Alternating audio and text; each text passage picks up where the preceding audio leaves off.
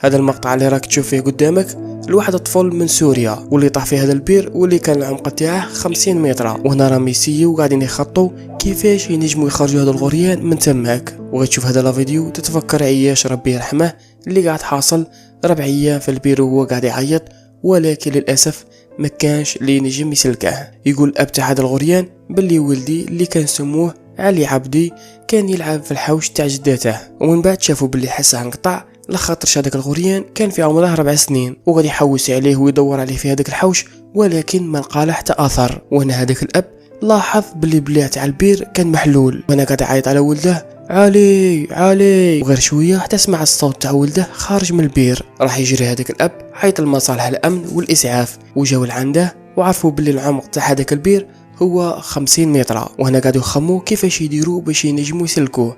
واول حاجه خموا فيها هي بداو يحفروا على امل ينجموا يجبدوه لخاطرش هذاك البير كان ضيق. من بعد رسلوه التليفون باش يعرفوا الحاله تاعه كي راه داير. وهذاك الغريان صفري كان عنده 4 سنوات ولكن كان يعرف يخدم بالتليفون. كيف صار عندها التليفون المفاجاه الريزو ما كانش، راهي 50 متر خوتي. حنا لو كنت تخمم تزيد دار الفوق يروح لك الريزو تحت ولا بحال 50 متر. المهم قعدوا كيما هكا حتى جاتهم واحد المساعدات واللي هي كانت كاميرا ومعها شاشه، وهودوا هذه الكاميرا اللي عنده وهكا راهم ينجموا يشوفوه ويهضروا معاه. ولكن غير وصلت الزوج تاع الليل هذاك الغريان تغاشى، الاكسجين اللي كان تماك صايكمل، ولو كان يقعد كيما هكا هذاك الطفل غادي يموت.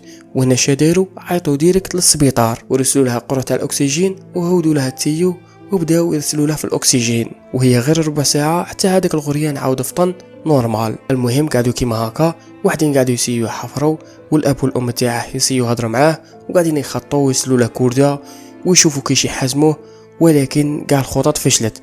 حتى الغدوه من داك غادي واحد يعطيهم واحد الفكره شابه بزاف اللي غادي تسلك هذا الغريان، وقال لهم شوفوا الفكره تاعي غادي نحكموا كورده نطووها على زوج وندخلوها في التيو كيما التيو تاع البي في سي ونهضروا مع الغريان باش يخلي هذه الكورده تهود لعند كرشه، من بعد نزيروا عليه ونجبدوه ديريكت. وكما كان الحال داروا هذيك الفكره ونجموا يجبدوا هذا الغريان حي.